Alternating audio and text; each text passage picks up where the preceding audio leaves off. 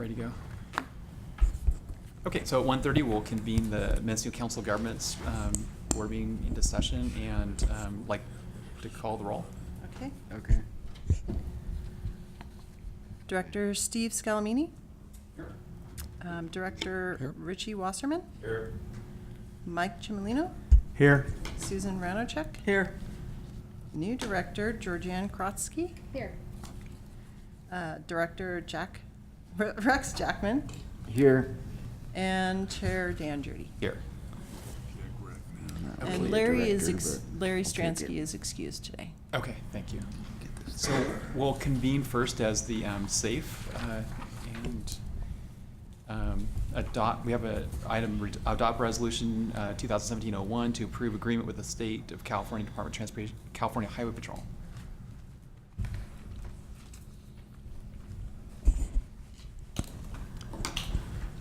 Okay, you woke me up here. You have before you a rather routine item that comes periodically, and I checked this morning regarding the SAFE program. I checked with our staff person who works on this and asked her how often we get these things, because it seemed to me like there's no rationale, and she assured me that it comes whenever CHP is ready. And sometimes it's for 1 year, sometimes 2, and now it's 3 years. So what you have is a staff report. I'd just like to point out that on the second line in the background of the staff report, the second line from the bottom says the cost of Mendocino SAFE is not to exceed $2,160 for fiscal year 2017-18 and 19-20. That should have been through, so it's a 3-year deal here. Each cost is the same. So that's the one correction. Back in March, we adopted our new 5-year plan, and since these costs hadn't changed for a number of years, it was like, I believe it was about $600 a month. We adopted the plan with a budget of $600 a month, just a little bit over than that, but it's not a problem. It's certainly within the range of what we would hope. So this, as it's explained, to take care of the dispatch and the calling services that the CHP expends monitoring and implementing our SAFE program with call boxes. If there are any further questions, I'll attempt to answer them. So there's a proposal to continue contracting with Highway Patrol. It's a modest increase from $600 to $720 per year for their dispatch service. If there are no questions, is there a motion to approve?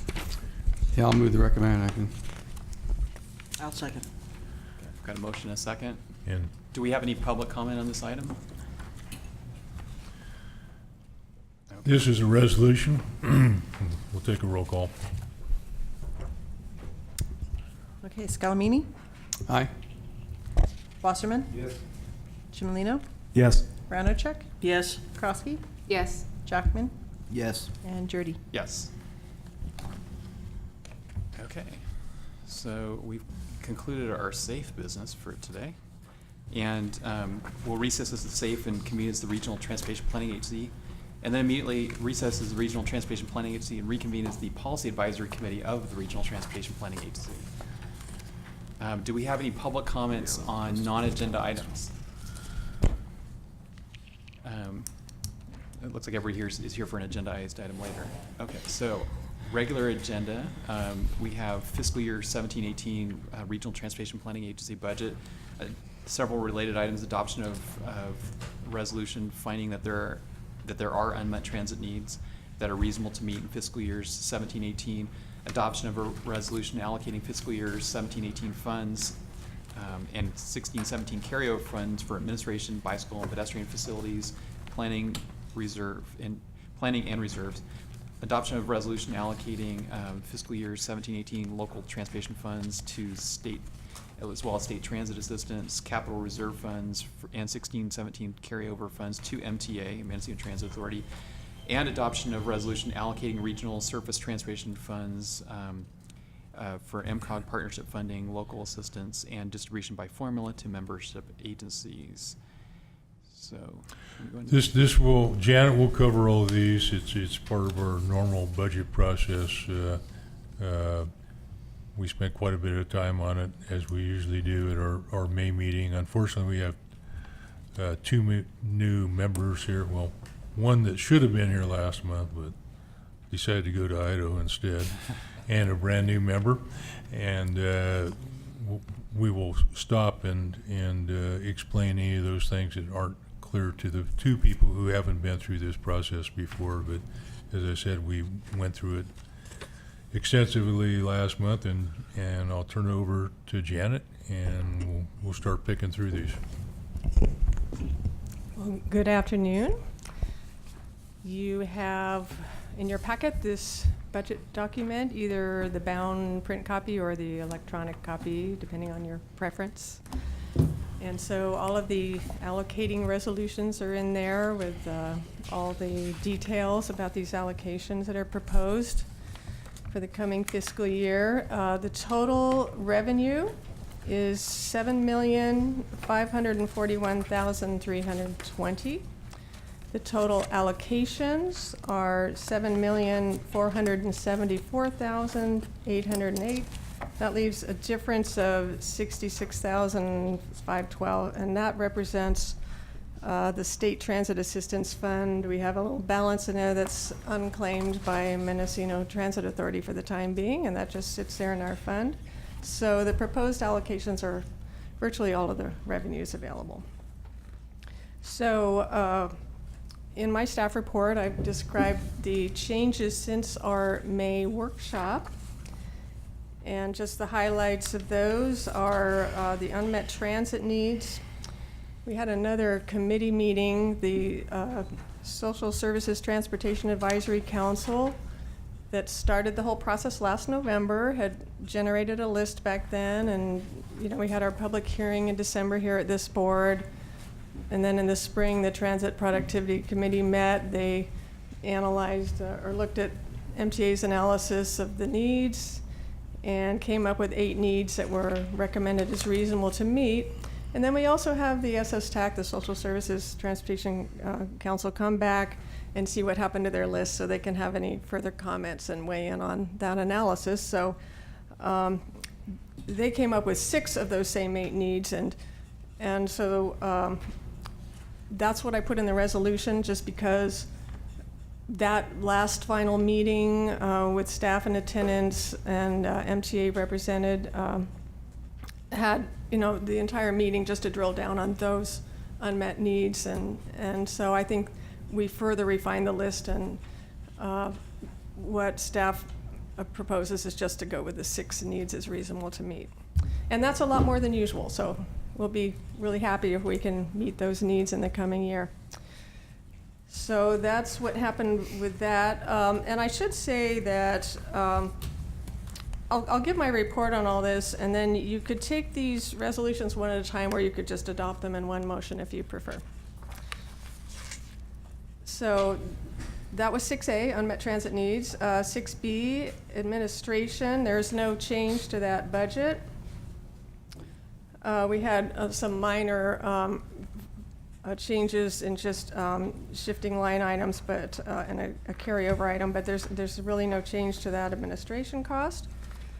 And also under 6B, the bicycle and pedestrian allocation, I should mention, because since we saw you in May, staff proposed that we also, in addition to the 2% of the local transportation funds from the sales tax, that we also take 2% for bike and ped from the unallocated balance that we have of those same local funds that have not been hit up for the 2% yet.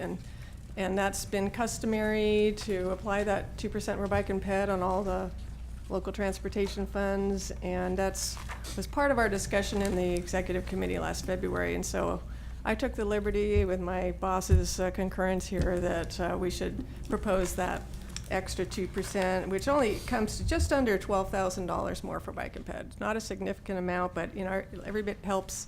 There's not a whole lot of money going to that line. So Janet, if I could, Yeah. are you directing us to look at one page in particular, or I'm not sure where you're working? I can.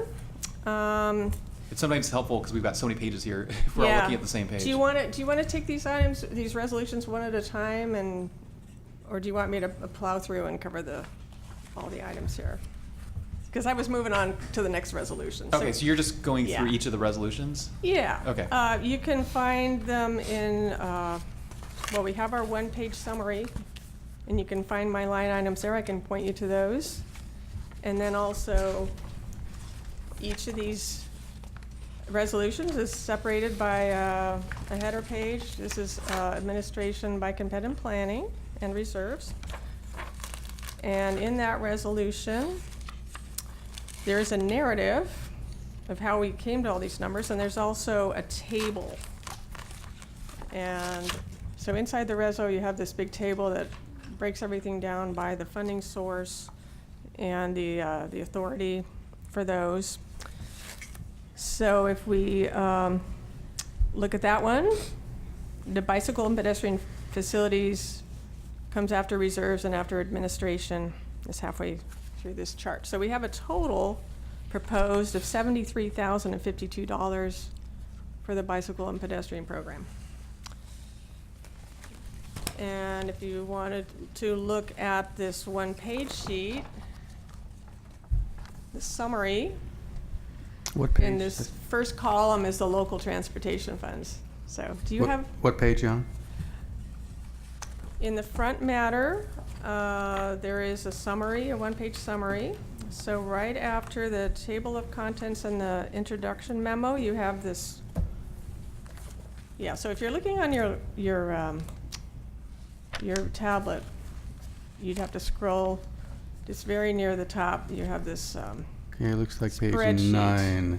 yeah, this is not a numbered page, but, so in the first column, you see LTF, that's local transportation funds. And if you go down to allocations, that's halfway down the page, all the allocations. The very first column, you've got the proposed reserves, then you have administration, then you have the bicycle pedestrian program, and then the planning. So staff was proposing to bump up that 2% for bike and ped up to $73,052.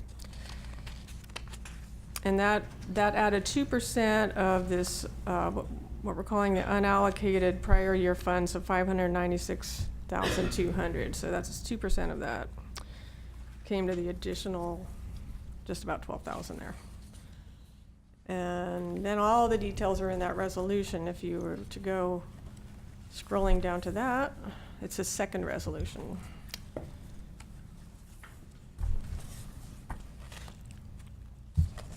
Okay, I think you could probably go to the So third I thought I would hit the highlights of what changed since the May presentation. Okay.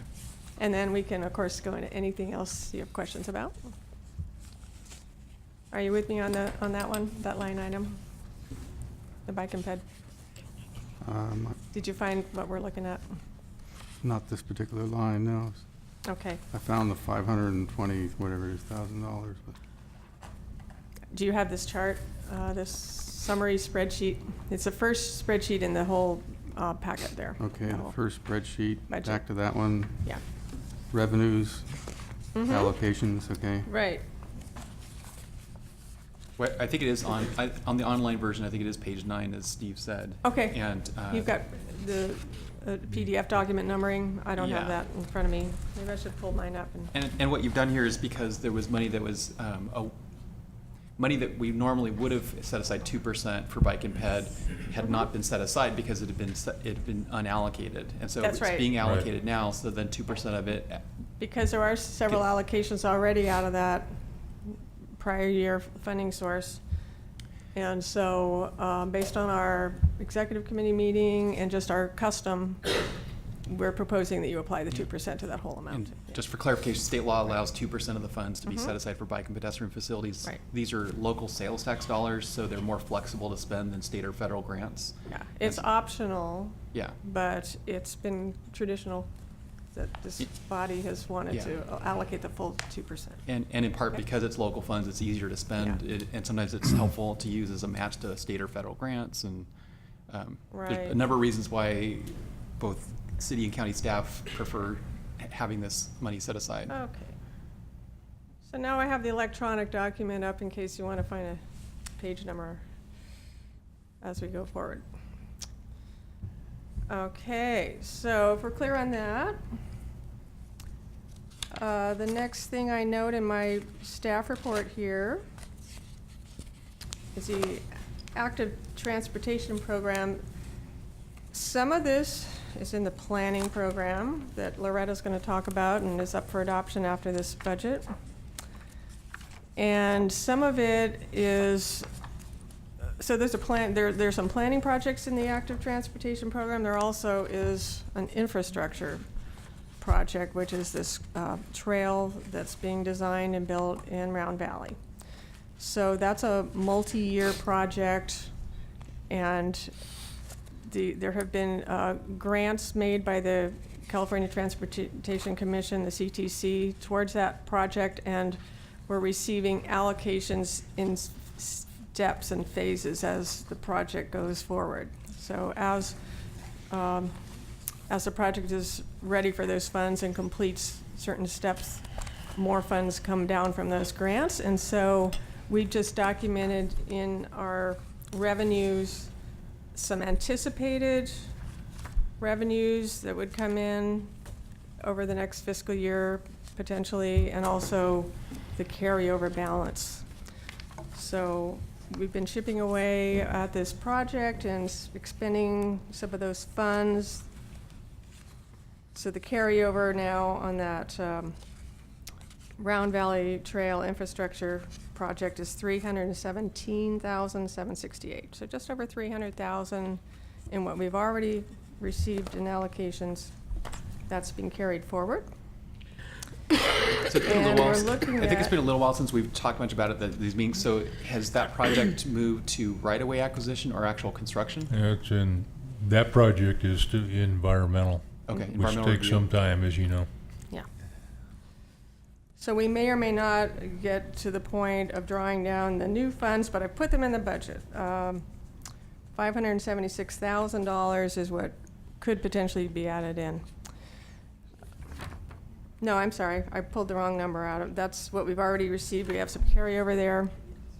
Up to $485,000 on the second page of your staff report here is what could be new funds coming in. So we've accounted for all that in this budget.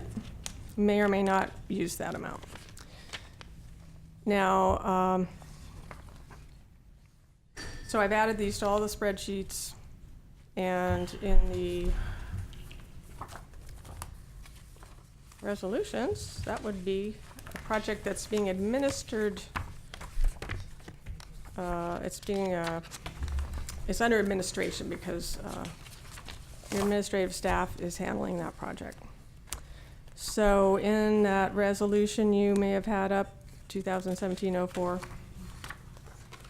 That same resolution, we were looking at the bike and pedestrian project. That's got the active transportation infrastructure grants in there under administration. So I just mentioned that now because that's something we didn't have the detail on back in May when we were looking at the draft budget. Does anyone want to find where that was? In the summary spreadsheet, the one-page brief spreadsheet, it's the very bottom row of allocations there, and it's under state grants. But that's where you can find it, and then the details in the resolution, as I said. So moving on, that same allocating resolution, the last item I'll mention there is the planning program, the Transportation Planning Overall Work Program, the OWP proposal. has pretty much doubled. We anticipated that. It was 625,550 of just the new funds anticipated, and at that time, we didn't know what the carryover amount would be. We knew it would be a high number, and it's now a total of 1,239,550. So about 1.2 million to the planning program, and that a large portion of that is of that carryover is the active transportation program again, but this time for the non-infrastructure projects, the planning projects that we have for the Safe Routes to School grants. And one is countywide and one is just for Covelo, which is related to that trail, so. A lot of times when we have these grants that we receive, this is ones that she's talking about are from the state, but also from the federal government. They go over 2 and 3 years, and the way we account for it is we put it all in the initial budget, and then what is not spent is carried over into the next year's program, and sometimes into a third year before it's fully expended. Yeah. So that's all I was going to highlight in that allocation resolution. Are there any other questions on that one? Otherwise, I'll forge ahead. Loretta will talk more about the planning side.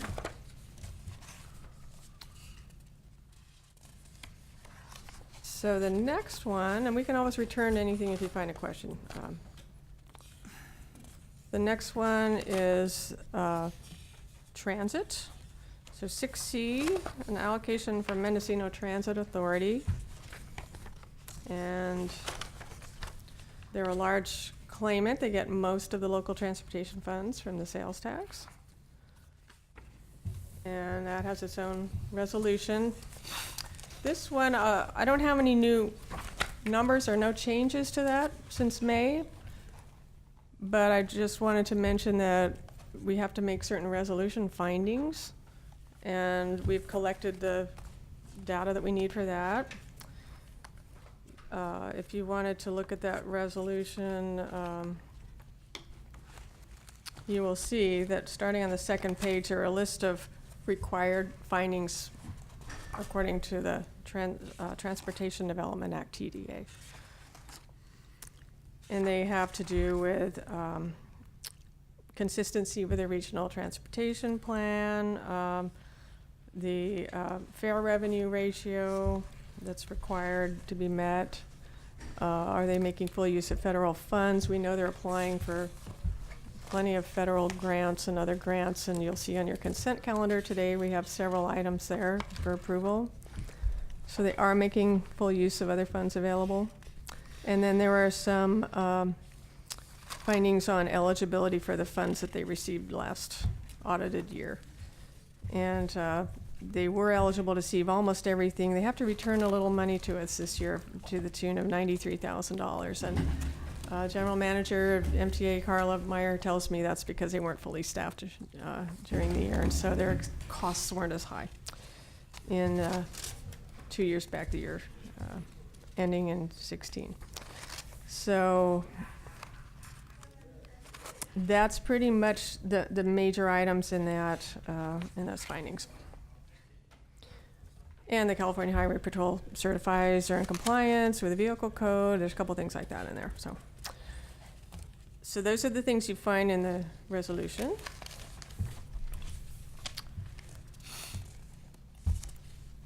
I don't have anything else on transit unless I should probably mention the number. So I'm looking at my quick cheat sheet. The summary spreadsheet page is easy to find that.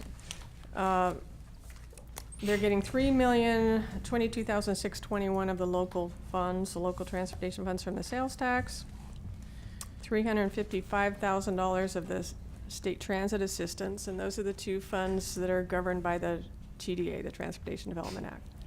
Those are the first two columns in your front matter summary spreadsheet. And they get some capital reserve funds.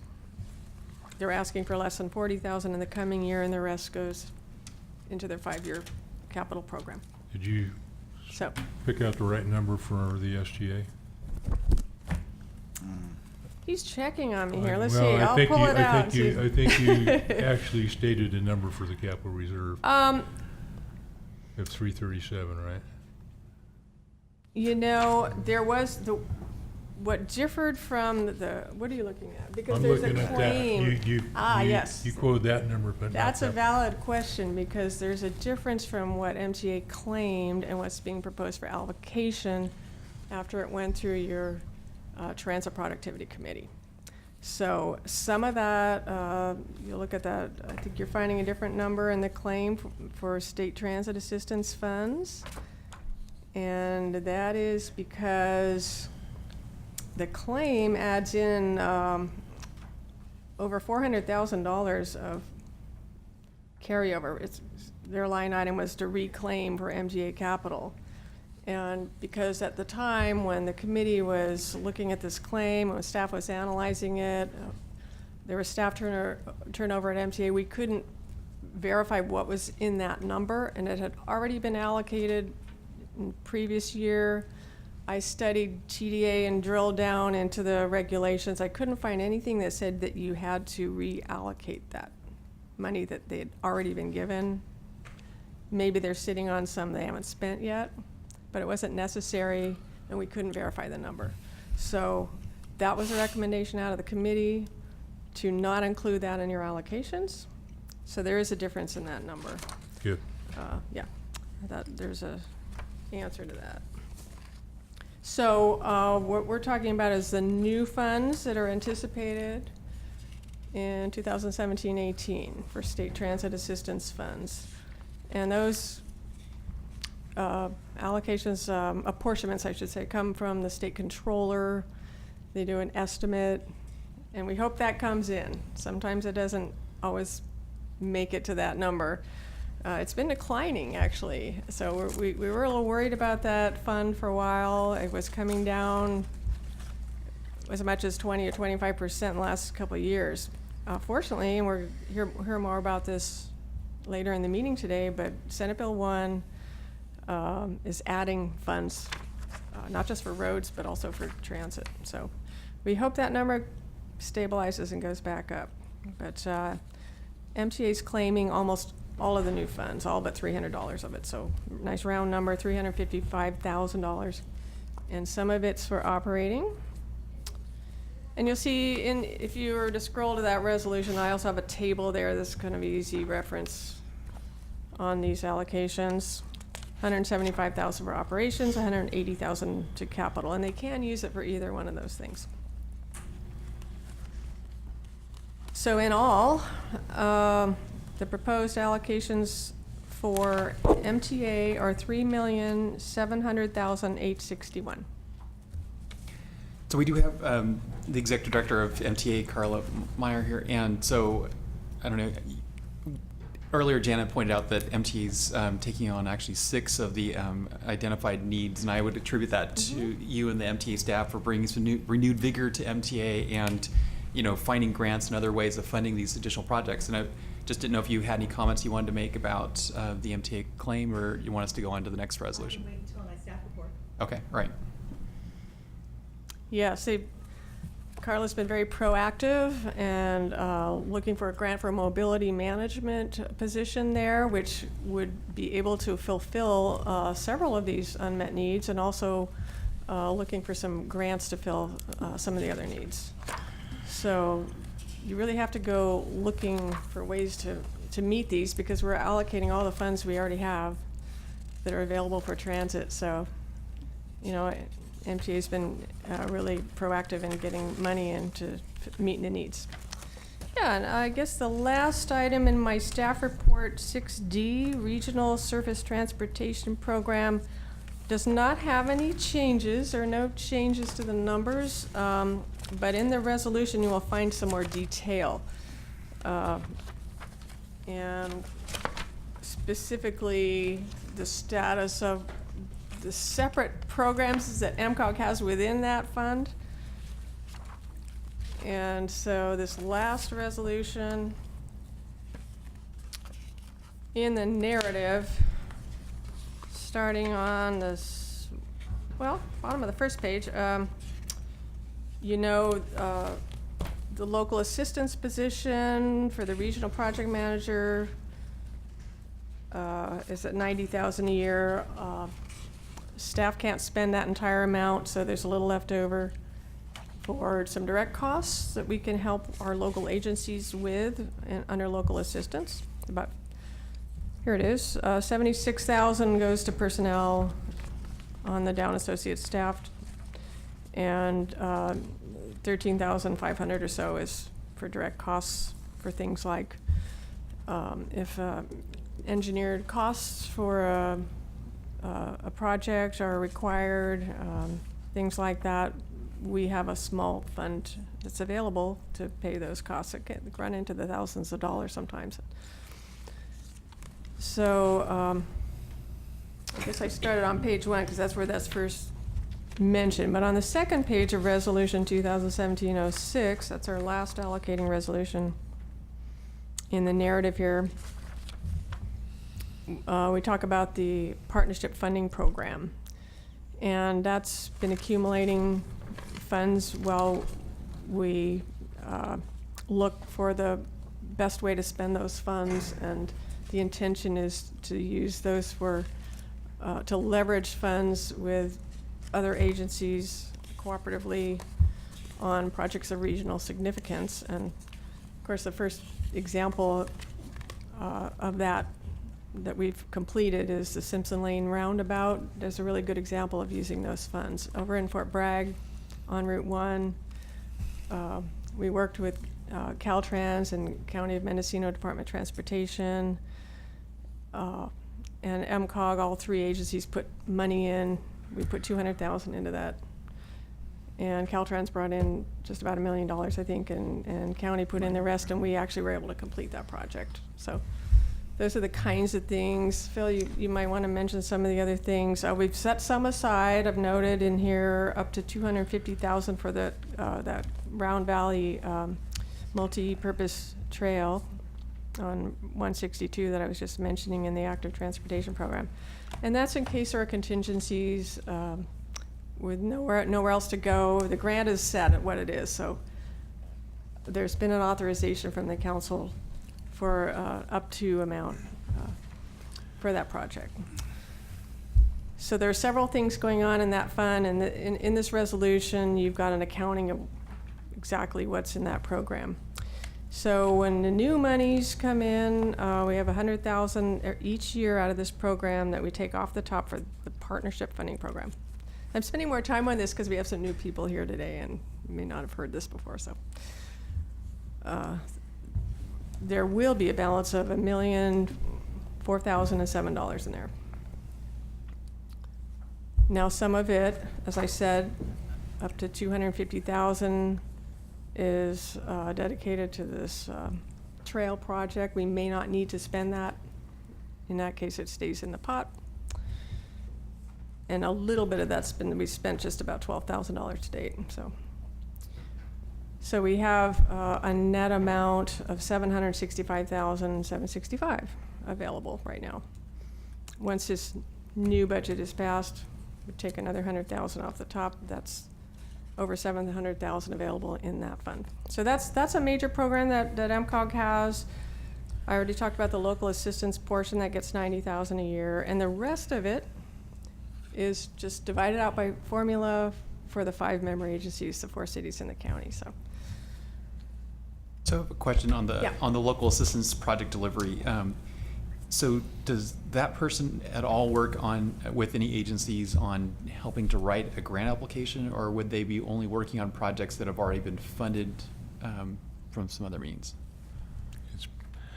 It's primarily data, accident records, traffic counts, but also that person is also used to help the entities who need help in putting these applications together. We've helped out City of Willits with a grant, unsuccessful so far, for a railway trail project, and a couple of others around that come to my mind right now, and also for gathering data if they have a Highway Safety Improvement Project, which is a federal program that comes down to get accident data to the entities who request it to help them do things. So So there's not if- one real answer to it, but it's a variety of things. So if either one of the cities or the county wanted to draft a grant application, they would at least perhaps work with the local assistance person to maybe get some data to help fill out the application? That's true. And that's, you don't hear about it so much, but we talk about that with our technical advisory committee, which consists of really engineering types and planning types who are more close to the level that are putting these grant applications together. And then on the project funding, which you said the account balance is now approaching $1.2 million for the match. We created this program. It's taken some time to get it to that level. Has there been any talk at the TAC, or I don't really remember a discussion much here about what future projects might look for that as funding, and would we want to potentially set aside some of the money as a match? Yeah, it's time to start looking at it seriously. There's a bunch of money here. As we said, we have about 250 dedicated for the Covelo project, but there's enough money to do something substantial.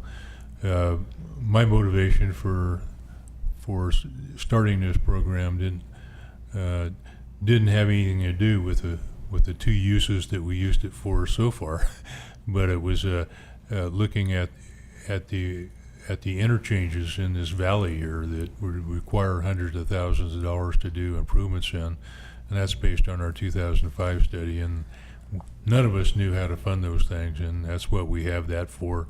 There's going to be needs coming up of that magnitude in the next few years, and with the theory, and this is not a theory, what happens is the state builds a perfectly good highway, and then local decisions kind of clog the access to that highway, and they kind of say, well, you did it, we didn't. We gave you a perfectly good highway, and you allowed all this land use changes, and now it's kind of up to us to come up with some of the money to provide for any improvements at any of the interchanges. So that was my motivation for establishing this 10 years ago, already 10 years ago, and we've used it for a couple of three other projects, and so we do have now, which we didn't have a couple years ago, is a micro simulation system that can be used to more accurately find out what the proper improvement is. At first we were talking about signalizing all the intersections, and then we looked at it more carefully, at least my partner here did, his staff did, and said, well, maybe we don't want to do that. We want to do a combination of things. So I believe that we will be spending a lot more time on that in the next few months and next year or so, determine what the real needs are. Yeah, I was just wondering because it seemed like in the example of the first two projects, it's been used essentially as a match for a more expensive project, and I'm wondering if that philosophy might be applied towards these funds. The philosophy towards the partnership program is when the county, or the county and a city, or the county and both cities, or the city and the state, all those different combinations have a need for funding this beyond their own budget, and it is something of regional value, significant magnitude, that we can put together enough funds to get the project done. And that, Janet described what happened with the roundabout, where the state had $1 million into it, and they needed more than 400,000 more, and the county certainly didn't have it at the time, and we put in the 200,000, and the board came up with the other amount, and the project got completed. We also supplemented some funding for their Laytonville Bridge project as well, which the county didn't have enough money to go with our State Transportation Improvement Program funds. So that it was the focus of the program is to provide local funding where there's more than one partner, and 2 or more of those partners may not have enough money, which is often the case.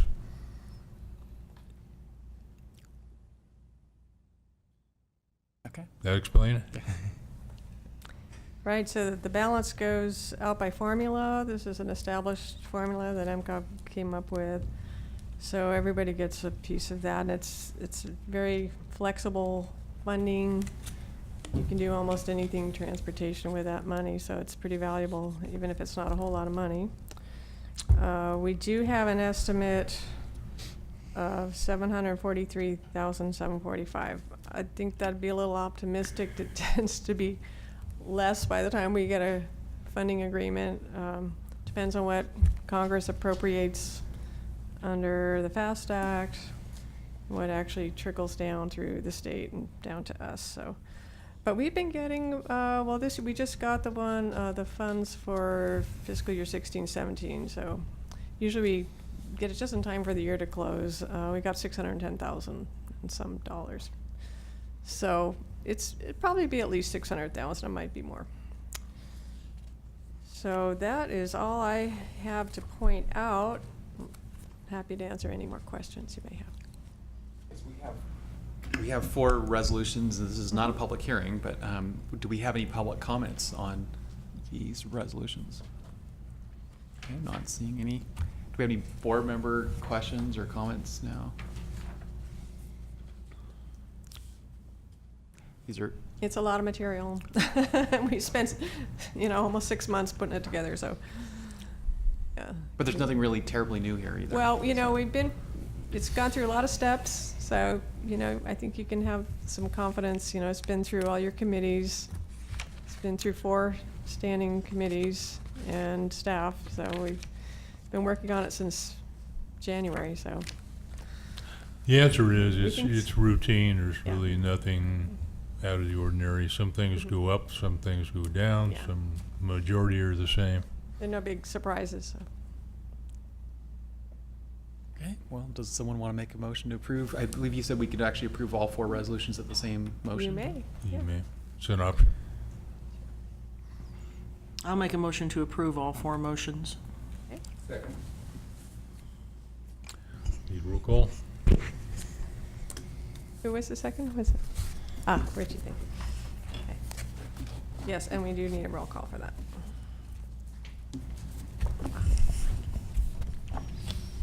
Scalamini, Yes. Wasserman, Yes. Jimlino, Yes. Ranachek, Yes. Krosky, Yes. Jackman, Yes. and Jurdy. Yes. Thank you. Okay, now we're on to item number Thank you very 7. much. The Technical Advisory Committee recommendations of May 31st, which is adoption of final fiscal year 17-18 planning overall work program.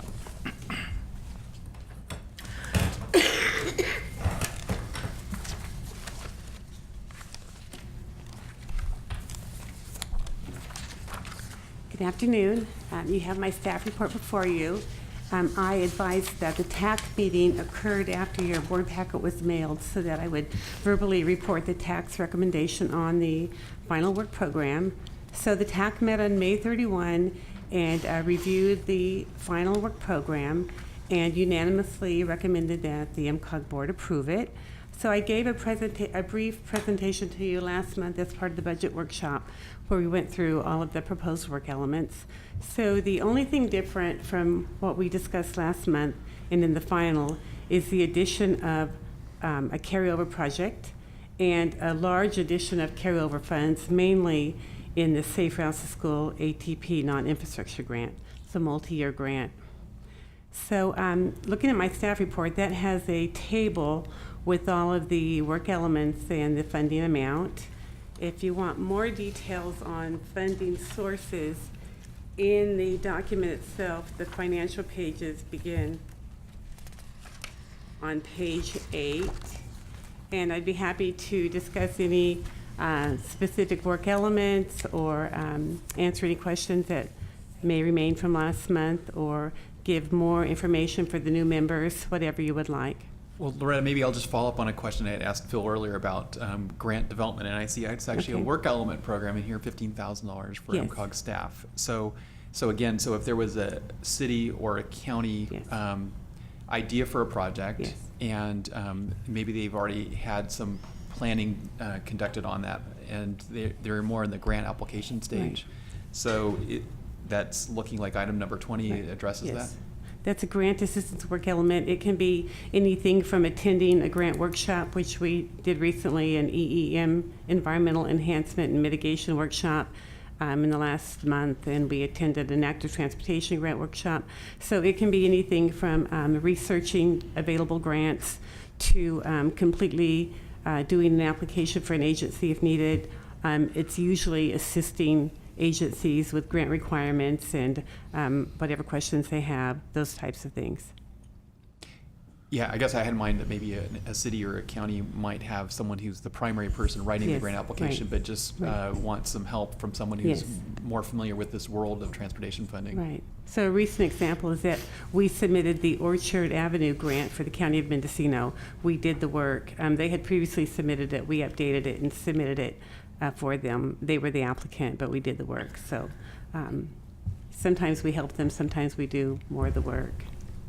Okay, thanks. Does anyone else have any questions about any of the work elements?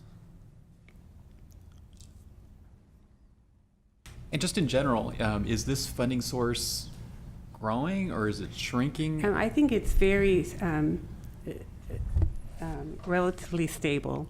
Every year Yeah. for the past, for many years, we've received $294,000 in state funds. And for the last couple of decades, give or take, we've received $100,000 from this board in LTF funds. It's a little bit more this year. For the first time in many years, it's about 122. Two. And so that's an annual source. And so what changes from year to year is the planning program and monitoring, the PPM funds, that fluctuate some. And then, of course, the grants are based on whatever grants are approved. But I think it's very stable. Okay. It goes up and down mostly with grants. And does anyone anticipate SB1 funds would affect this at all, or this is not really affected by the SB1 funding streams? As far as planning funds, there might be more grants down the road that we can apply for. Capital There is construction some projects? planning money out there in SB1. For which one? Oh, and Nephili's reminded me that PPM will increase as the STIP increases. The Project planning and monitoring? Planning, programming, programming, and monitoring. monitoring funds, and that they're directly linked into the amount in the State Transportation Improvement Program. It's 5% of what's in there can be used for those purposes. And a reminder, project programming, monitoring can be used for what? Planning? Planning, planning, program, and monitoring, essentially. We have flexibility with it, but it's mainly used for planning, programming, and monitoring of STIP projects. But anything that could be related to something in the RTP that may lead to a STIP project, we have flexibility with that. For instance, later this week, the state is putting on a couple of days of workshops in Sacramento, and part of that is what's going to happen with the increased amount of revenues that are going in the State Transportation Improvement Program. So that's going to be part of what's being discussed, and people going to that meeting would be charging their time, at least part of their time, to that particular element. And a lot of the work that the Feely right behind me, I think, yeah, she's right behind me, that does is manage the STIP program for Mcog and handles the requests for extensions that come through, if we need to extend the project limits on behalf of the county or some of the cities beyond what was programmed, and to prepare the actual Regional Transportation Improvement Program, which will be coming up later this year after we get the fund estimate this fall. Since it is a STIP year, that's what she'll be charging her time to. So earlier you said if a project is identified in the regional transportation plan, which there's quite a few projects in that may or may not ever receive STIP funds, and maybe there's Yes. another funding source that becomes available. And obviously, if we have other funding available, we would go for that.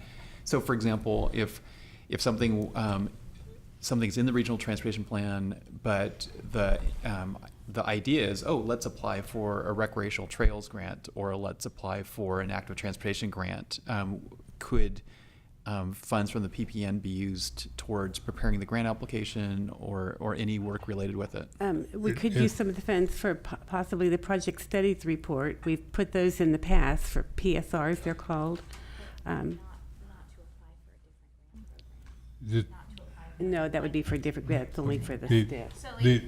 Come on up here and tell them what you're constrained to. It's specifically supposed to be limited to things that are in the State Transportation Improvement Program, all those projects. It also allows you to spend time on the Regional Transportation Plan, because, did I say something wrong? No. Okay. No. But You there turned are- and looked at me. But there are other uses. But it has a lot to do with managing the STIP, and that's typically what we use most of the funds for. But if you look in your column for the PPM funded projects, we've used it on local projects in this year's work program, Fort Bragg Street Safety Plan. We've used it on Ukiah's ADA Access Plan. So we have some flexibility to use it on local projects, because those could all eventually get into a regional transportation plan or STIP in theory. And we do, although not in this particular work program, but we have used it for the actual development of the RTP. So it could be linked to projects that would not be part of the STIP, in that those will be in the as you said, those will be in the RTP along with other projects that would be funded through the STIP. But we couldn't use it for something that would be so directly linked to a different grant program, like a PSR specifically for Project study active report. Let's not transportation. try you go away from the acronyms. Oh, sorry. A project study report that would be specifically to apply for an active transportation program grant would not be an eligible use of planning, programming, and monitoring funds. A project study report is kind of a capsulization of the project, which has a scope, Schedule, the schedule, budget, and budget. of course the budget. Okay. And then just a recap on the overall work program. Those are planning funds, and so I know that they can't cross the line and pay for engineering because Correct. that's Right. the next step. Yes. But my understanding is that you can get pretty close to that line because, for Conceptual. example, in doing the planning, there could be some ground truthing. So, for example, you can do a conceptual plan and say, okay, this is the trail alignment or this is the road alignment. But you could in the planning process, I believe, actually do survey work to identify the contours of the land and have that data, which obviously would be very helpful and cut costs for the engineering phase because if you had that level of detail. I think they do allow some survey work in conceptual plans. I Well, know, we've been going Yeah. for those things where we want to get more detail on instead of just concept to what's they call engineered feasibility studies that allows you to use a limited amount of engineering services to better fix what the scope and the cost are of the projects. And we've done these a number of times, but they are planning. they're considered planning, and then it gives you a pretty good idea of how much you need to apply for it, and then you get the implementation grant. Then you can go ahead and expend dollars. So again, that for it. actually might make your grant application stronger because you have a very refined knowledge of what the project costs will be. Right, That's the theory. right. And then add 20% because the cost there'll be something unforeseen. Yeah. Okay, all right, well, thanks. Anything else you want to talk about the overall work Well, I program? guess I will mention one thing that's different this year is the fact that we propose to reserve $37,275 in state funding, state RPA funding, for a future project to be identified by the TAC. We're putting that in as a placeholder because we don't have anything identified we don't have an identified project for it this year, but we need to program the whole 294. We don't want to leave it on the table. So And if nothing else, you got to remember that we spend what is it now, $130,000 or $40,000 whenever we do the pavement management Right. system. It 100 comes up every 3 years, so yeah, it's don't in the feel c- bad about leaving a few dollars in there. Well, we have in the past, we've set aside some money for the update. Right. So are we doing that? No, in the current year, we're just finishing up the pavement management program update in the year that's just now ending. So we won't need it again for 2 years. That's a product at the end of this year. But Yep. we did have to save up for that, and we programmed it over 2 years. We reserved money, So we only set aside money for 2 years, not for 3? right? Okay. We can only carry That- this over for one more year. Okay, got it. So that's why we wouldn't set aside some money Right. this year for that. Okay, well, thanks for your presentation. Any public comments on the overall work plan? Any board questions, comments? And I suspect you're looking for a motion to approve? I'll make the motion to approve the overall work program. I'll second.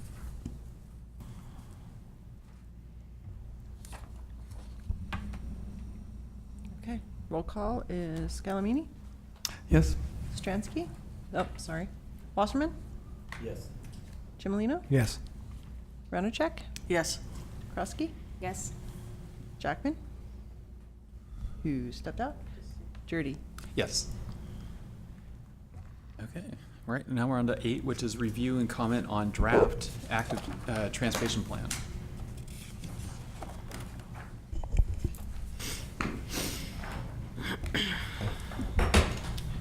Did my job.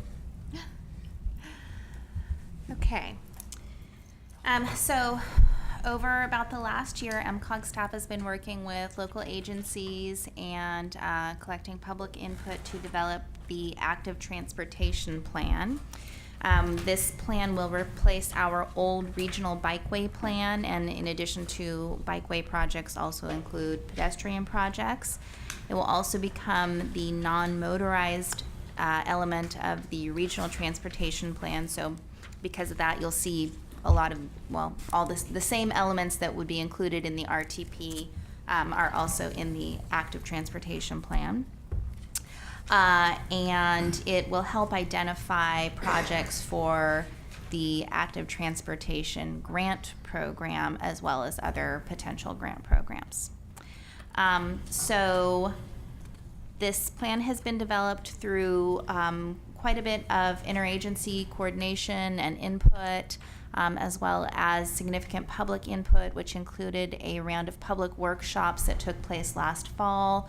We've also gone before the couple of the municipal advisory councils, and it's been reviewed by the Technical Advisory Committee and the Social Services Transportation Advisory Council for input from all of those agencies.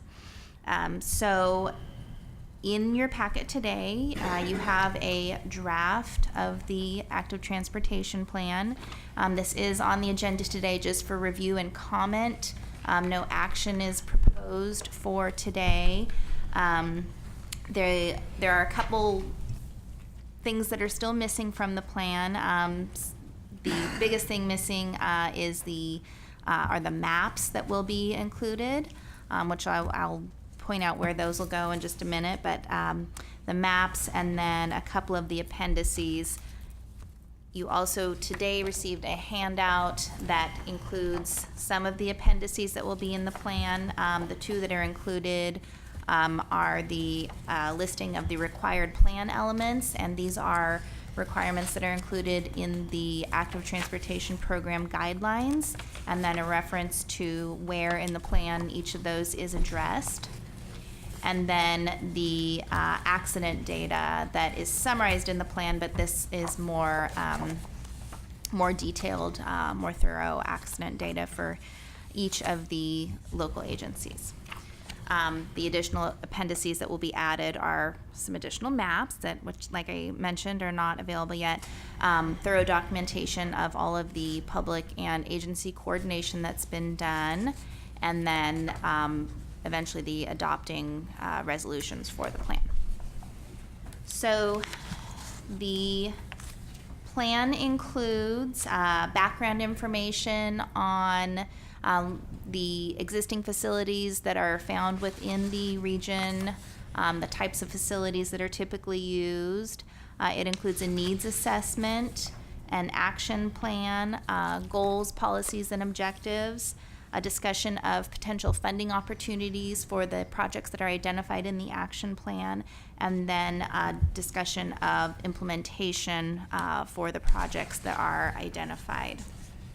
So the Technical Advisory Committee has reviewed this, and they've actually recommended a couple changes, which I will explain. Unfortunately, because we had our Technical Advisory Committee meeting in May, was not on the normal schedule. They just met last week after the packet had already gone out, so the draft that you have before you does not reflect the changes that they suggested.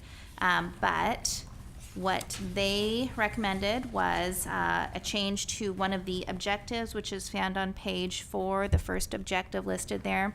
And this is one of the complete streets objectives, and the idea behind the complete streets is to make sure that when roadway projects, substantial roadway projects are being done, that other transportation aspects be considered in the process as well. So if there's an opportunity to get some bike lanes or some sidewalks in when a roadway project is being done, that complete streets objectives address that need.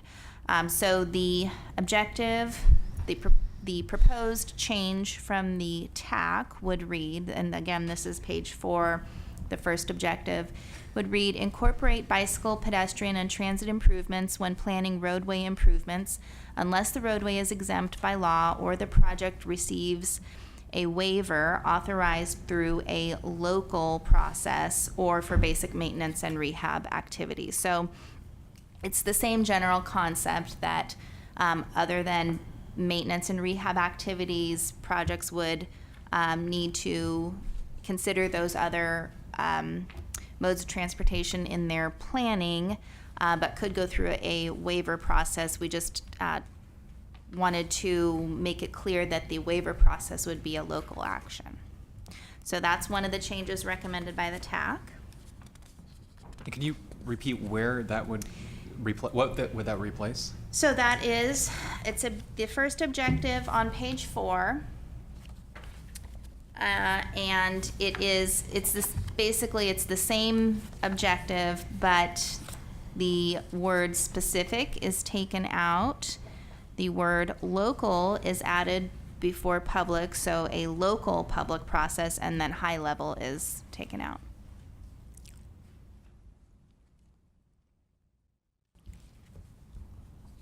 Okay.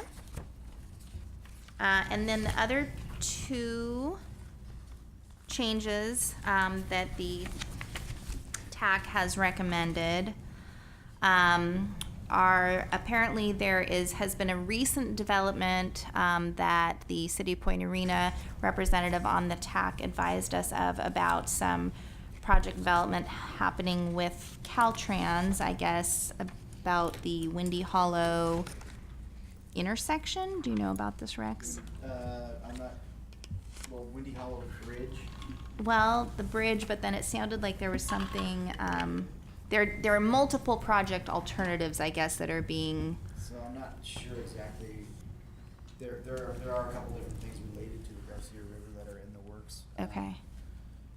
One is an engineered feasibility study that we're getting close to wrapping up, that we should be presenting some information on that to the Point Arena City Council probably this month. And then there are also a couple of Caltrans projects that are in the works that we're looking at possibilities. So I'm not sure if So I think this is referring I think maybe it was the shop. to that, which is we're implementing the new asset management program, and one of the anchor, or one of the sort of the pilot projects in that program has to do with rehabilitation of the bridge, and we're looking at how that might relate to the other existing problems that exist namely with the flooding Mm-hmm. in the area, and some of the other hydraulics related issues, so that we're, making sure that we do things in the proper sequence. Okay. So I'm not positive if that's exactly what you're referring to. Yeah, and unfortunately, I don't have the details on it. Like I said, the TAC meeting was just last week, and we are expecting to receive additional information, but we want to be sure that it is addressed in here. Of course, there's a known issue in that area with flooding, and the Windy Hollow Bridge over the Garcia River has been a big issue when we've gone to that part of the county. So we know there's an issue, and we want to make sure that this new development is discussed, and what the TAC proposed to do, because there aren't details really clearly defined at this point.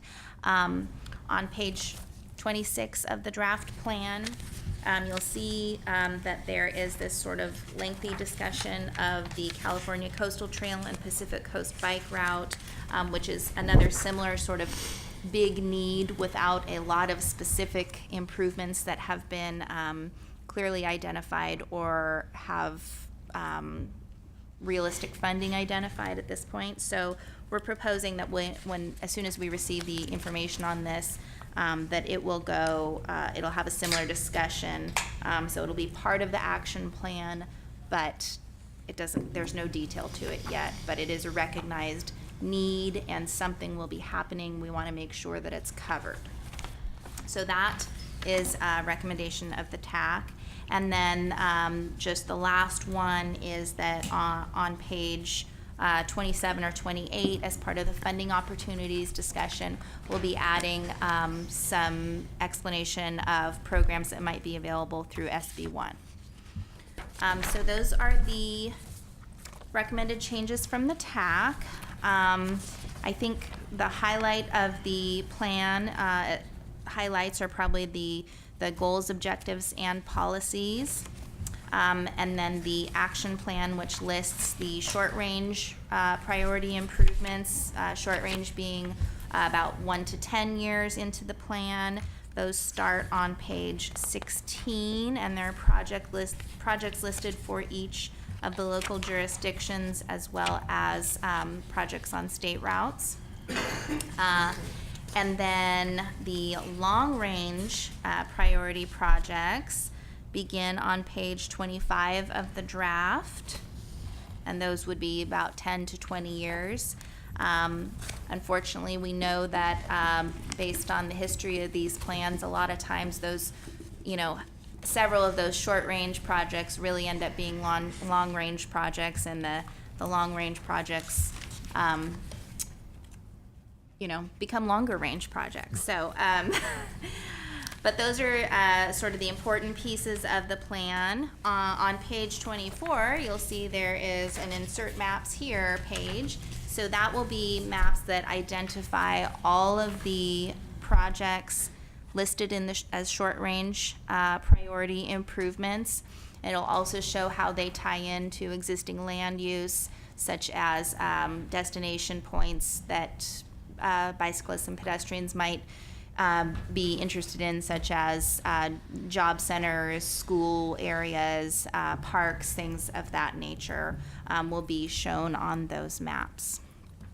So, at this point, I am happy to answer any questions or hear any comments that you may have. And as I said, this is just for review and comment today. It will be coming back to the board for adoption. Most likely, that will be a public hearing at the next meeting, which I believe would be in August. Okay, Director Scalmanini. Yeah, the one question I have is whether the walk, bike, Mendocino people, or whatever they call themselves over here locally, have already seen this? Did they get a copy automatically, and if they submit any comments, et cetera?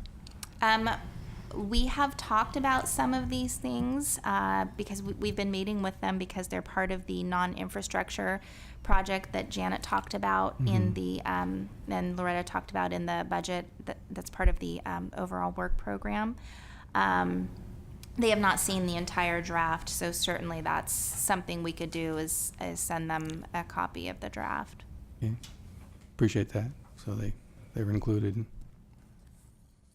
So I have a question on a fairly large project, but it's really made up of several components, and that's the California Coastal Trail Pacific Coast Bike Route. And if you were, I think the figure is the range is estimated to be $51 million, and that's probably only one segment of it. But again, it's made up of several components. And so, for example, I think most of us are aware of the fact that most of Highway 1. There is no ability to add a shoulder, or very little ability to add a shoulder to the highway. Right. And there sometimes is the ability to add a shoulder, but it's also fairly expensive in some cases. And so to the extent that there are options in some cases to have a parallel trail to the highway, that's sometimes the most feasible option. And there is an existing trail parallel to about 2.5 miles of Highway 1, where again there's very little shoulder on the highway, and that's between Fort Bragg city limits and McCarricker State Park, or the Cleone entrance to McCarricker State Park. But that trail, it's called the Hall Road, has not been resurfaced since it's been under state parks ownership, and so the asphalt is deteriorating. Fewer and fewer people on their bikes, although there are people on bikes who want to ride on it. If you're on a city type bike, it's pretty bumpy. And for pedestrians, it's starting to develop potholes even, and even though there aren't vehicles on it. And so we know that, for example, the state parks, which owns it, did recently apply for a grant to resurface it. They were unsuccessful in that grant application, but I would think that we could all agree that we would like to see that resurfaced. And I know that Caltrans and others have supported the grant applications by state parks. I just want to make sure that we have some flexibility in this plan, that if needed, we could say that yes, it's supported by our regional active transportation plan. So do you think the language in here is sufficient to cover that? We can add to it to make sure it's clearly identified as part of the discussion of the coastal trail and the Pacific Coast Bike Route, or I think we can probably add some specific language in there, because that has been identified as a priority, but I think it's already generally covered on page 26 under the Coastal Trail and Pacific Coast Bike Route discussion, as well as the entire Pacific Coast Bike study that was done, 3 years ago now? 3 now, yeah, that identified it as a specific project to be pursuing. There could be, it might fit in the short term, the list of short-term projects as a specific segment, like some of the other Okay. ones that are. right, maybe what was included in the recent grant could be listed. I'm assuming it would be a state parks implemented project. Maybe. Well, we would hope. Yeah. Michael? Are there any plans or any documents a person can look at to see what they're proposing to do to that stretch? I think at this point, the only thing we have would be their last year's grant application. And I only saw a notice of it right before they submitted it. So at that point, they were actually, in my mind, proposing to narrow it by removing some of the asphalt and then resurfacing a narrower section of it. But I think with very broad language in here, we're not necessarily saying we want them to narrow it, just it needs to be maintained. I was just curious at how wide they were proposing. My recollection, it was more like 10 feet of asphalt, and right now it averages about 16 feet of asphalt, as you know. Yeah. So I mean, that could be addressed in 2 ways. Like Rex said, it could be added to the actual table that lists the specific projects as a state implemented project. or it could be added, you know, clarified in the discussion of, on page 26. Well, this is it's sort of unusual in that it's both a recreational trail and it supports a commuter route. And so I don't see it really as a Caltrans project because we've got a table here for Caltrans, but if we were open, I think, you know, maybe a separate line item for Right, state parks. For state parks, or I could even just change Or the County of Mendocino. Change it to state. Caltrans to Yeah. state. Okay, all right. Um, I'd appreciate that. I don't know, does the rest of the board think that's a good idea?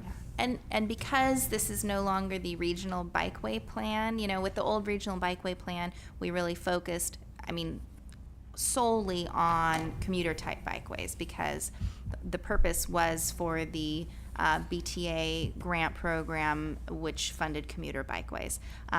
This plan is a little more all encompassing, so the trails that serve that are, you know, might be primarily recreation but still serve some transportation purpose, you know, they can still go in this plan. We're not as limited.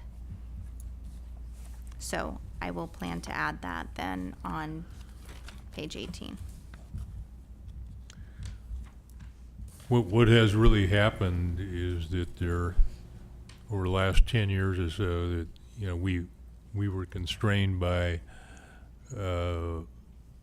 budgets and the types of funding sources we had, and we really never started getting into these trails projects until 10 or 15 years ago, something like that, in which case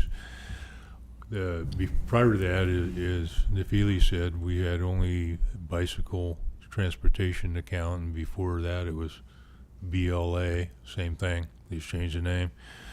And it was totally focused on commuters, real transportation, but I think we had this little talk before, but over the last few years, there's really, if we are really the regional transportation planning agency, that there's been a lot more focus on trails and the fact that there's a crossover between recreation and commuting and other uses for these things. And so now we're moving towards a different type of document that looks at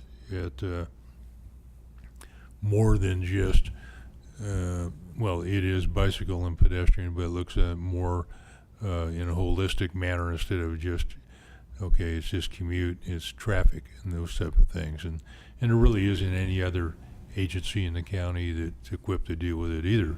We are the regional agency, and that gets us in trouble for an arena process, but because we have the right representation, you ought to do other things. Well, this is kind of one of those other things that actually is a little bit related to our primary purpose. So we're getting more into trails than I ever thought we'd get into. Okay, do we have any public comment on the active transportation plan? Not seeing any other board questions or comments. And, okay, so, well, thank you for taking that suggestion, and I guess you'll bring it back at the August meeting. Mm-hmm. And remember that this is replacing the non-motorized element of our regional transportation plan. So the work that's going in is kind of new, but it's going to have to be in our regional transportation plan anyway, that we're simultaneously working on, I hope. Yep.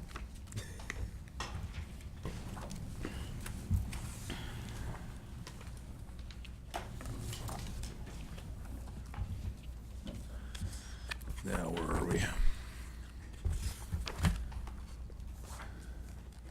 Okay, so now we're on to approval of local agency sub-recipient funding agreement. Well, this is a really fun item, right? Maybe this one could be pretty quick. Yes. Well, Yes, this is a ministerial type of thing. Local agency sub-recipient funding agreement template, and we've been working towards doing this for the past 3 years, and it's kind of risen to the top at this point where we pretty much have to get this done for compliance reasons. And the gist is we receive state and federal funds and pass those down to sub-recipients, and there are a whole raft of flow-down provisions, no pun intended, but there are lots of terms that carry all the way down to the sub-recipients all the way. So we've got to get all of those things into an agreement, and these are things I think that the agencies are used to dealing with, that we just haven't had it all assembled in one place and written and signed off on. So this is our best effort at a template. I drew this from a couple of other examples from similar sister agencies in the North State here. And we're having our county council look it over, as this board asked us to do. And she hasn't been able to fit it into her workload yet, but we're hoping that you would accept this for us to start using on July 1st, subject to any changes that county council will advise, if any. Yeah, so I don't have any news from her yet on. Okay, so I'll just double, do we have any No. board questions on Yeah. this item? You got the gist. Any public comments or questions? I just want to get clear, we're doing this because the state is requiring it, is that right? Yes, right. It just sounds like, it's not clear to me that how necessary this is, but require it, we do it. We have bits and pieces of these agreements with our member agencies, but it doesn't cover everything. There's a few gaps, and so we're trying to get everything under one umbrella.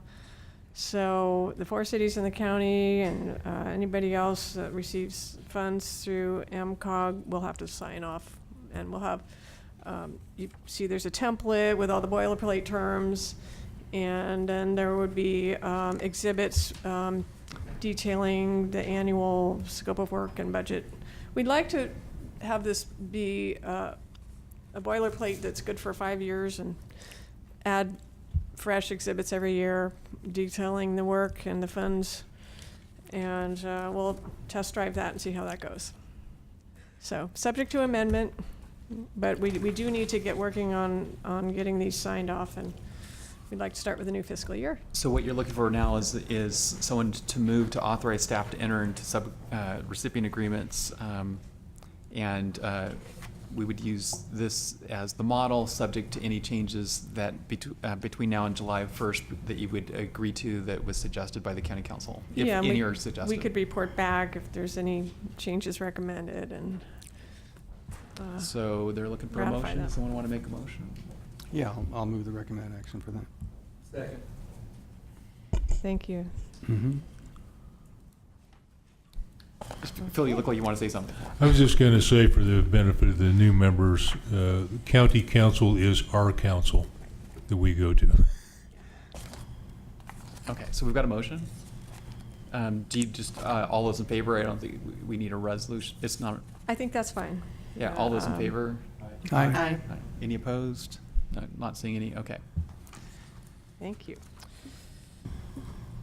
Yeah, has happened on that last item is in the last 3 or 4 years, there's been a lot more direction and about how we use our funds, and a lot more tightening up of the latitude that we used to have. And no, you can only do this with it, you can only do that with it, and we give so much of it flows down into our other agencies. We have to make sure that people utilizing those funds understand what they can use them for, and so nobody gets any money yanked back from them.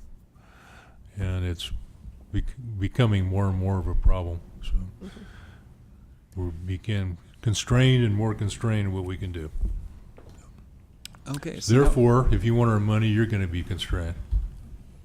So now we're on to item number 10, which is approval of a 2-year extension for the independent CPA for Mcog and MTA.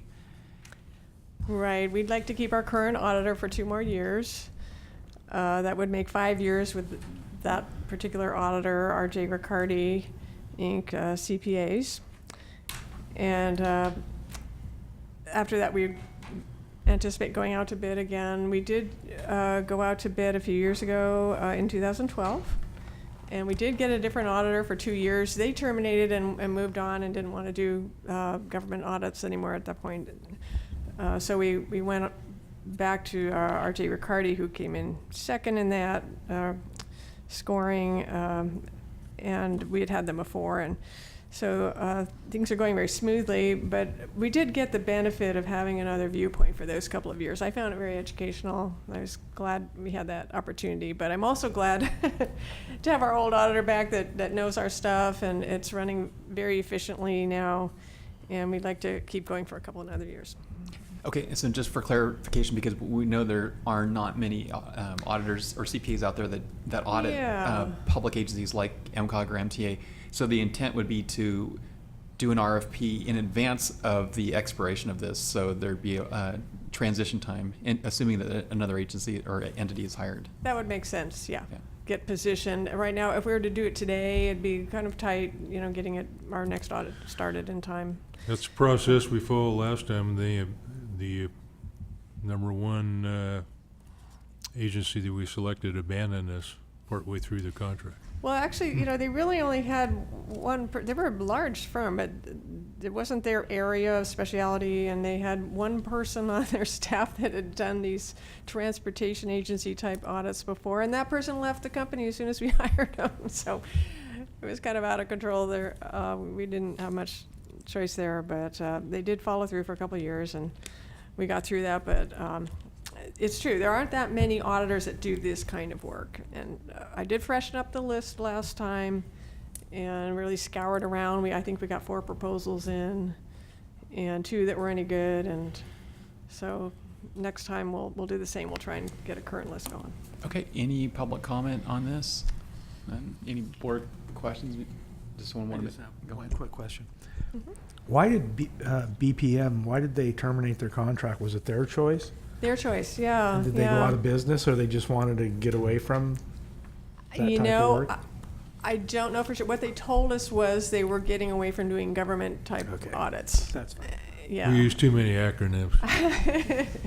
Yeah, we put a lot of time into that. I think, they actually lost money on us for a couple of years, and I assured them if they stayed with it, they would come out on top, they would at least break even with us, but they didn't stick around long enough to do that, so. Does someone want to make a motion? I'll make that motion. I'll second it. Okay. This one involves money, so we should probably do a roll call, I think.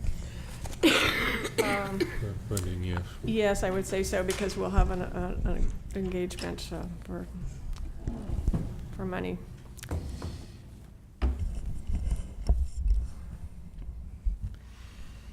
Scamanini, Yes. Wasserman, Yes. Jimelino, Yes. Ranachek, Yes. Krosky, Yes. Jackman, Yes. and Jurdy. Yes. Okay.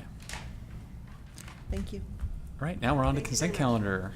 So, I Yeah. do have, Loretta called my attention to one typo in the committee minutes, so I'll fix that. Had the wrong fiscal year on one of the items. And other than that, there's a lot of transit here. If you want to know any more about those, I can go there. But I think these are pretty routine, just because these are funds that come around periodically, and MTA is really the only one who can take advantage of these funds. And so we're recommending approval. any public comments or board comments? Okay. Anyone want to make a motion? I'll make a motion to I'm approve the sorry, consent calendar. For the whole calendar here? The consent calendar, yeah. Yeah, the whole Okay, I have a calendar. couple questions. Oh, go ahead. One of them was on item 12. We're accepting the April 19th minutes for the Transit Productivity Committee. Yeah. And then the next meeting was May 12th. And it just struck me, seems like you've had plenty of time to get those minutes out by today. So what Meeting was canceled. should I know about May how this 1st. process It works? was May 1st, It- was the next There, meeting. there was a meeting that was scheduled, and there was a one-item type meeting, and through mutual consent between us and MTA, the meeting was canceled, so it didn't occur. Okay. and that there'll be more to come up about that issue in the future. Oh, you're talking about the May 12th Yeah. committee meeting? Yeah. Yeah, it's in the minutes. At the end of the minutes for April 19th, it says the next meeting is May 12th. So just, Right. I saw the date, I thought, hey, The meeting was Why aren't- canceled. We expect to probably meet again in the summer. okay. And on item 14 is that's regarding the Mendocino Transit Authority's continuation of Route 65 service. And I was just curious, what's the ridership on that looking like? Can we ask Carla to come up and answer that? Should we pull this off consent for discussion, or? I think we Well, can we- discuss Or right do now. you just wanna- So let's go okay. ahead.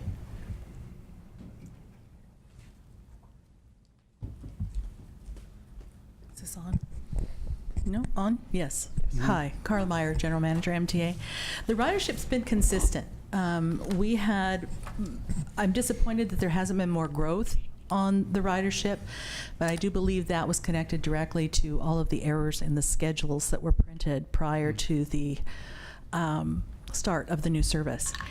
And the staff person is no longer with MTA, and the schedules are all corrected and reprinted. So I'll have a better, I think once we get the word out there more, but just the schedules were just a mess. Yeah. You couldn't make heads or tails of them. I didn't know this. All right, thanks. Okay, do you want to restate your motion? I'll make a motion to approve the entire consent calendar. Okay, thank you. Is there a second? Okay. And that will need a roll call for. Okay. Scamanini, Yes. Wasserman, Yes. Chimolino, Yes. Ranachek, Yes. Krosky, Yes. Jackman, Yes. and Judy. Yes, okay. So now we're on to, we need to recess as the Policy Advisory Committee and reconvene as the Regional Transportation Planning Agency and ratify our actions. Is there motion to approve what we've just approved as the advisory panel? So moved. I'll second it. Okay. Do we need to do roll call on this, or can we just do? I don't think we Okay. can. All those in favor? Aye. Aye. Any opposed? Okay. So now we're on to reports. First is Mendocino Transit Authority.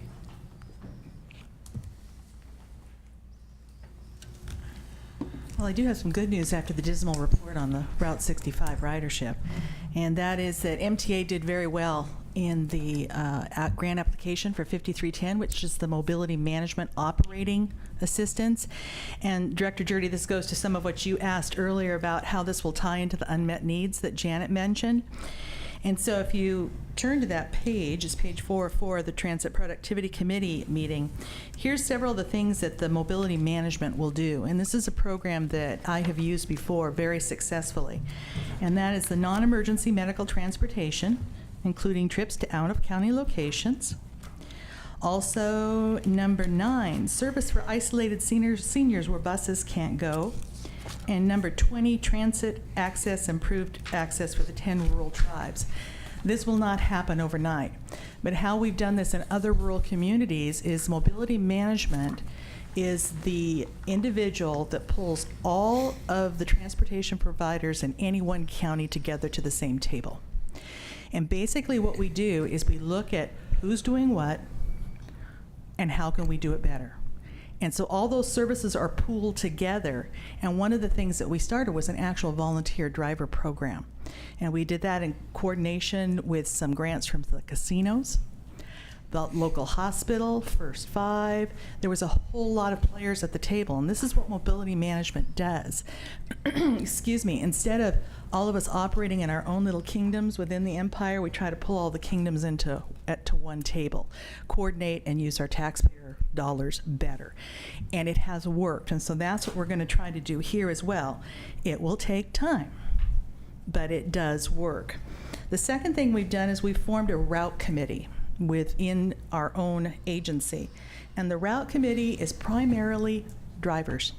They're the backbone of this committee because they're out there every day. They know where they're picking people up. They hear. Everybody tells the driver everything. Well, why don't you go here? Well, why don't you not go here? And so these folks know we're going to have our first meeting in June because we do have some redundant services. I've seen buses trailing one another going down State Street. That isn't something that you want to see. So we're going to look at the overall service design, reduce the redundancies, which we're hoping will make more money available to put the Saturday 75 back on the Navarro River Junction. So that's some of what's going on at MTA right now. Last time I spoke to you, we talked about the advertising. You guys have probably seen some of the ads rolling down the bus, especially the big casino ones. As of last week, our annual for next year net profit is $144,000.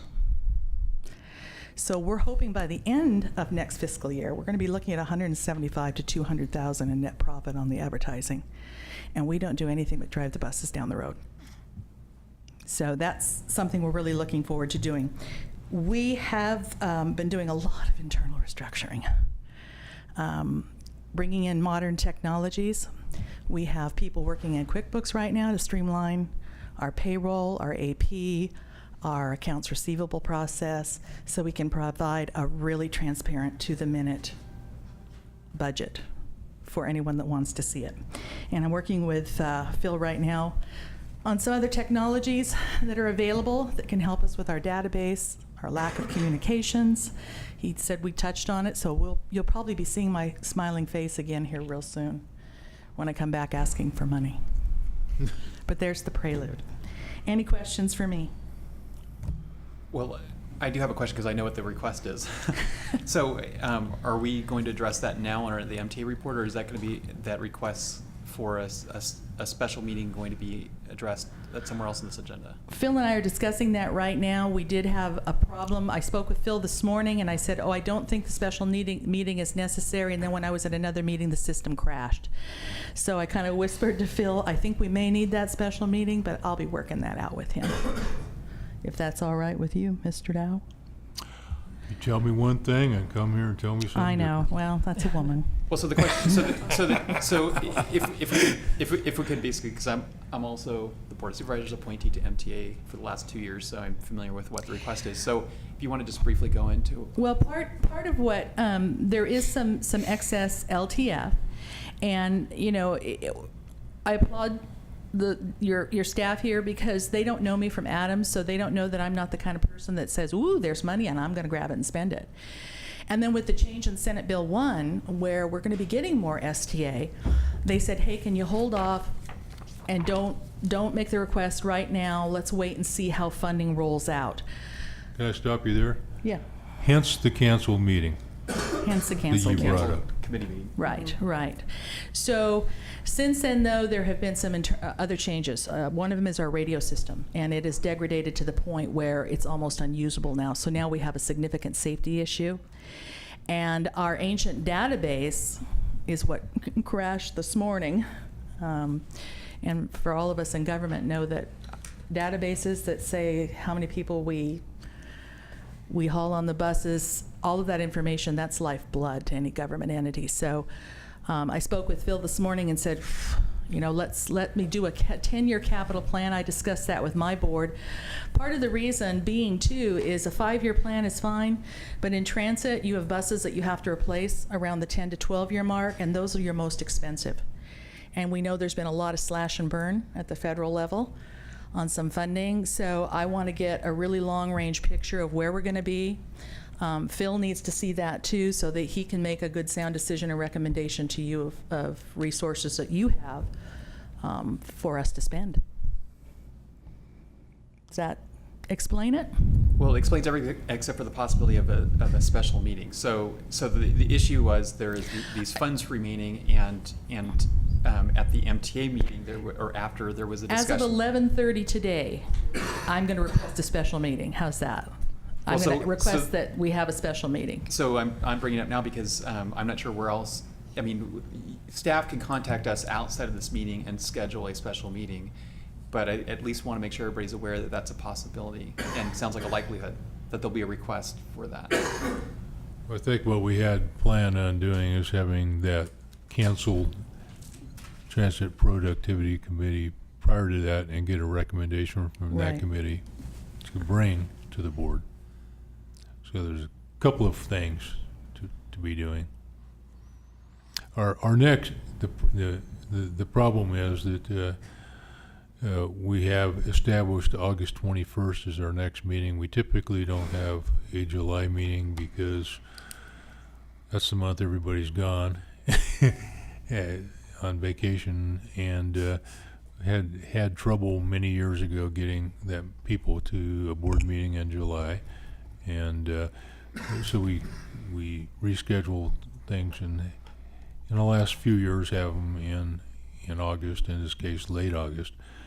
So where I'm going with this, we need to, as you suggested, talk to some people and get some ideas from the board members' schedule and find out when people will be available, because they're not typically accustomed to asking you to come to a meeting in July, and it's sounding like the next one, August 21st. We're talking about 2.5 months from now.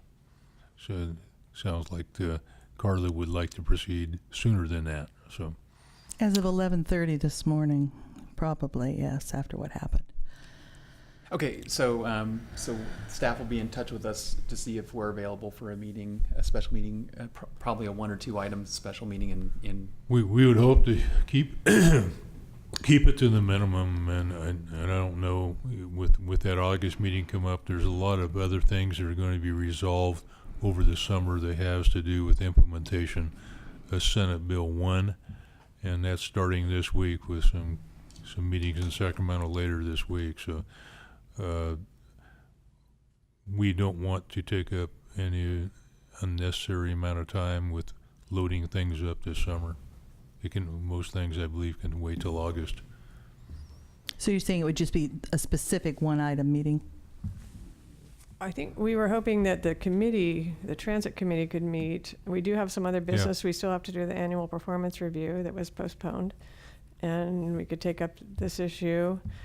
And hopefully we could take that recommendation to the August board meeting, if that's possible.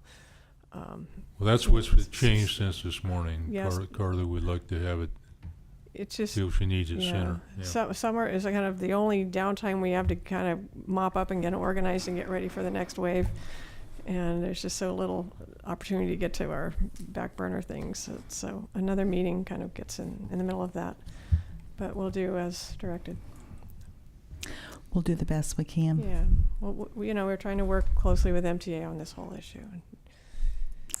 Any other questions for me about what's been going on at MTA?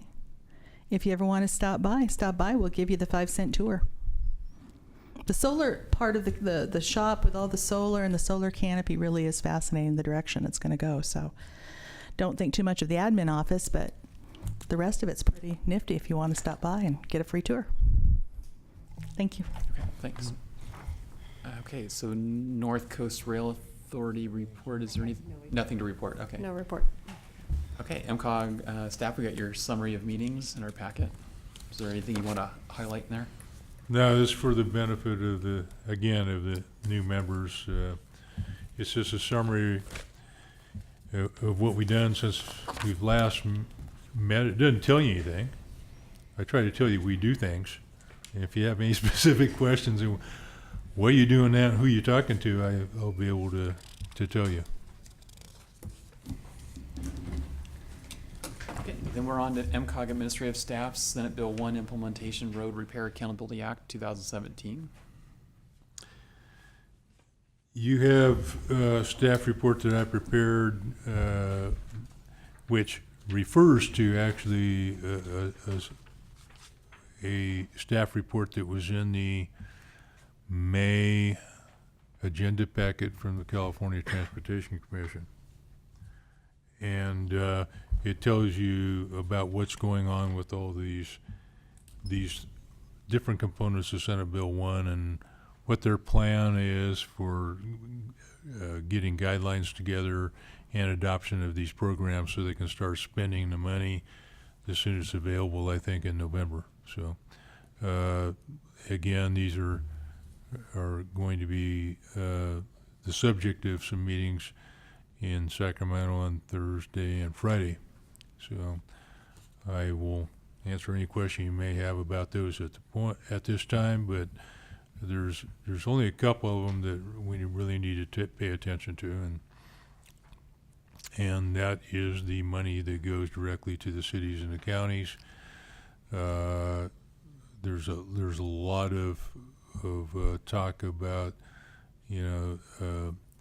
making sure that these funds are used wisely, and hopefully that they won't come down with too many reporting requirements that cost you as much to report on as the funds you're getting, and those are the kind of things we have to monitor on behalf of the counties and the cities. And the other thing is the active transportation program. It appears that we're heading towards two things, that they were going to advance some projects that are ready to go, that we're waiting for the money to catch up. And it's too bad that some of the projects that we had from our last cycle didn't score very well, because they're also going to move, with the extra money that's available, move further down in the scoring list. And I don't think we have any projects in Mendocino County that are high enough as they lower the threshold, because they want to move that money out and get things done. Last thing, component to watch is the partnership program, and that is the reward that 3 of the entities in this county get for having passed a local sales tax measure with a 2/3 threshold. So and that money will be available for projects on a match basis. So there's been a lot of talk about making a lot of that money competitive, which is to the deficit of the smaller agencies that don't have the staff to once again apply for funding. So that's one to watch as well. So the legislation simply says there's $200 million a year for the local partnership match, but you're saying there's a possibility that they may put some they may make it competitive rather than a formula-based allocation? Well, the commission staff came out and said at the meeting when we were in San Diego last month, said that we want to make sure that the money goes in the best possible places. Therefore, we want to have it 75% competitive and only 25% distributed on a formula basis. And it wasn't just me that objected to that. In the RTPA group, they didn't agree. They wanted a more equitable way of doing it. But then the commission staff pointed out, well, our last annual report to the legislature, we have decided we to make better use of all the funds that are available, we should always make more of the funds available on a competitive basis. And you know what that does to all of us that don't have a floor of people that does nothing but write grant applications. It's okay for Metropolitan Transportation Commission down in San Francisco when they can assign 10 or 20 people to it, but I don't think Point Arena has anybody to sign, and Ukiah may have none, or maybe one. And usually what they do is ask a whole bunch of data be supplied, which is likely to be data we don't have to support the benefit cost of this particular project. And so, as I told a number of you before, what the benefits are distributed to relatively few in our area compared to LA County or elsewhere, San Jose, and the cost, amazingly enough, are actually higher in rural areas than they tend to be in the urban areas. So we get hit with a double whammy when they start talking about benefit cost ratios, because the state somewhere high up decides they want to make sure that the money goes to useful projects. But benefit cost ratios typically hurt us very much. So you're saying that issue's not resolved yet? No, this is going to be the subject probably of some committees that will be established maybe as soon as Thursday or Friday to work on the guidelines. So those are some of the things we have to watch for. So who's volunteering to be on these committees? Well, I've probably told some of you in the past that I don't volunteer much anymore. I'm going to sit back and watch and make sure there's some rural representatives on there that I know very well, and I'm going to suggest that those younger people be the first to volunteer. And if nobody steps forward, I will. Do you know if anybody from Caltrans will be on a committee like that, or will they all be from? Now, these will likely be from the regional transportation planning agencies. Okay. And probably not Caltrans. Caltrans will probably be on the committees restricted to the part that they get, the funding source that they get, which I suspect is just a STIP. Okay, well, thanks. Anything else under miscellaneous? I have I have one. a question about the previous item there. On the Senate Bill 1 implementation, I saw reference to the trade corridor enhancement account. Yeah. Could you give me a little information about the trade corridor at all? I don't think it's been defined too well, and I don't think we're going to be players in that at all. I think we're going to be talking about access to ports and those type of things. And I think the Alameda corridor in Southern California and 880 to the Port of Oakland and some of those others are going to be the trade corridors that they'll probably benefit from that portion. Freight is a big issue in this state, but we're not very competitive on that end. Okay, thank you. So I just wanted to announce that I've been working on a new website. It's pretty much something we need just because software and technology's moved on and ours is too old and complicated. And so I've been on the lookout for a solution to this. And when we went to the Special Districts Association training last November, there was a vendor there that specializes in hosting these websites for small agencies like us. And so been working with them. I have enough material on this website. You're welcome to go look at it at this point. It's at mendocinocog.specialdistrict.org. And I'd like to keep the old website up indefinitely because it's got a lot of archive material. But I've been looking forward to starting a fresh website and something that's a lot more user-friendly. This is totally compliant.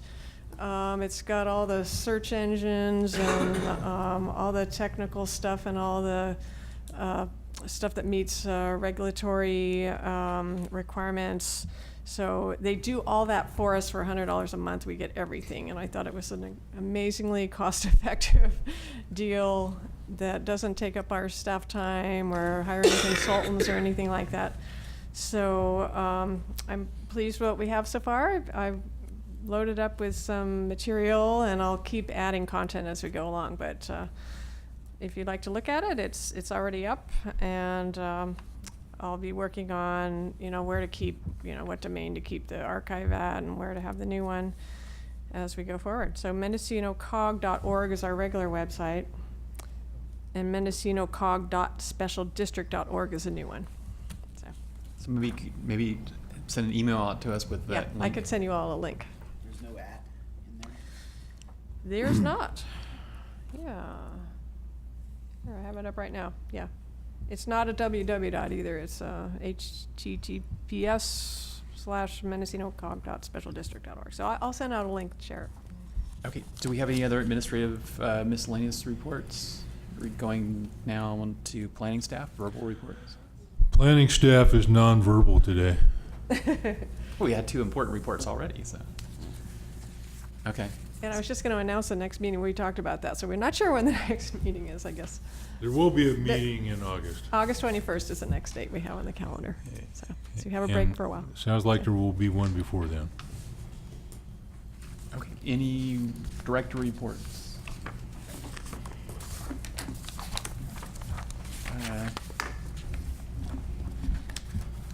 So I don't think we have anything for CALCOG. Nothing.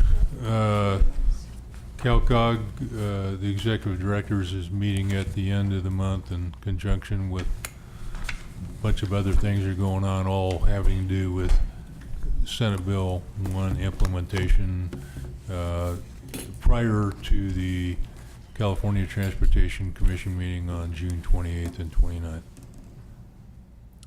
Okay, so at 3:26, we'll adjourn. Thank you, Right, everyone. thank you. Have a great summer. Mm-hmm. You too.